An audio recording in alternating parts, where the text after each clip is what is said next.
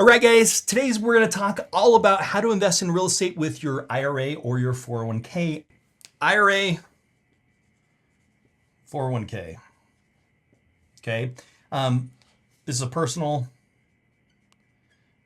business sponsored. So there's rules around all this, right? So the first thing is there's the difference between a traditional IRA or 401k and what's called a self-directed. Okay. A self-directed means you can invest in alternative things like Bitcoin or real estate. Granted, if you're in a traditional, you're not going to have these options. You have to go to a self-directed. So we're going to talk about how to get to a self-directed. But before we do that, we're going to say, okay, what can you invest in a self-directed? Basically anything with the exceptions of just a few. Number one, collectibles. Okay, you can't invest in collectibles. Okay, so this will be art or stamps or automobiles or alcohol, that type of stuff. Okay, so that's what we're talking about when we talk about collectibles. The other one is you can't invest in a loan to yourself or someone else that would be disqualified.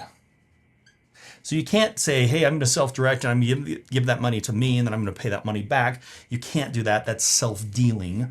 And you're going to want to make sure you get with a professional on these things as well. I'm here just to introduce these principles to you, and you want to talk to a professional, an attorney, or a self-directed expert.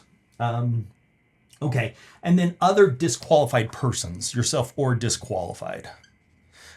Disqualified persons, when it comes to a 401k self-directed, is going to be defined as a fiduciary,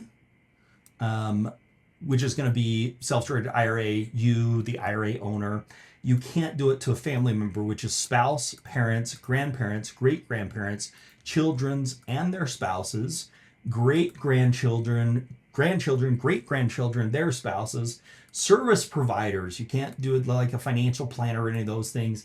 And you can't do any entity partnership which has more than 50% or greater ownership. This is all considered disqualified persons that you could not lend to. Okay. The next thing that you can't invest in is property that's owned by yourself or another disqualified party. Okay. So you can't just loan against your kid's house and have that work for the 401k. That doesn't work. Number 4, you can't loan on a property or an asset for personal use. So you couldn't take money from your self-directed, go buy a cabin, and then use that cabin and claim that ownership in the self-directed because you're using it for personal use. And the other thing you can't do is you can't do a personal guaranteed loan. You cannot personally guarantee it. You can't get a loan against your IRA that you personally guarantee. You can get a loan, but it has to be what's called a non-recourse, which basically means that the lender can only take the collateral as recourse, but can't come after the 401k, the self-directed 401k or IRA for any losses. So typically you're going to pay more for that non-recourse loan if you can find that. So those are the ideas with the investing. No collectibles, no loans to yourself or disqualified. You can't do anything with properties owned by yourself or disqualified. Properties or assets that you're going to use for yourself, or something where you have to give a personal guarantee. It has to be the self-directed that is signing that, and typically that's a non-recourse loan. So that's what you can't do in investing, and you could basically do everything else. So the next thing we want to tackle here is how do you move your money from a self-direct or from a traditional IRA or 401k to a self-directed. Okay, so most of your big companies like your Fidelity, your Schwab, those types of things are just your traditional,